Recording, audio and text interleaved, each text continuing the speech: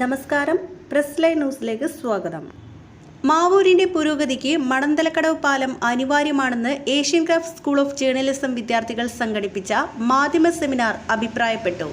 ഇരു പ്രദേശത്തുകാരുടെയും ഏറെ നാളത്തെ ആവശ്യമായ മണന്തലക്കടവ് പാലം വരുന്നതോടുകൂടി മാവൂരിന്റെ വ്യാപാര മേഖല മെച്ചപ്പെടുത്തിയെടുക്കാൻ സാധിക്കുമെന്നും സമീപത്തുള്ള ആശുപത്രികളിലേക്കും മറ്റു വിദ്യാഭ്യാസ സ്ഥാപനങ്ങളിലേക്കുമുള്ള യാത്രകൾ എളുപ്പമാകുമെന്നും സെമിനാർ ചർച്ച ചെയ്തു. മാവൂരിന്റെ സമഗ്ര വികസനത്തിന് രാഷ്ട്രീയ ഭേദമന്യേ ഒരുമിച്ചുള്ള പ്രവർത്തനമുണ്ടായാൽ മാത്രമേ പാലം സാധ്യമാകൂ എന്നും സെമിനാർ അഭിപ്രായപ്പെട്ടു.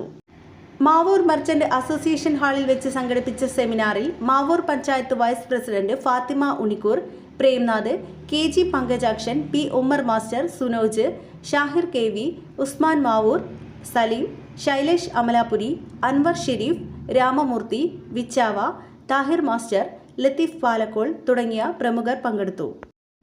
Asian craft school of journalism വിദ്യാർത്ഥികളായ മുഹമ്മദ് ആരിഫ്, സഫറുള്ള കൂളിമാട്, അമീൻ ഷാഫിദ്, റീഷ്മ എന്നിവർ സെമിനാർ നിയന്ത്രിച്ചു.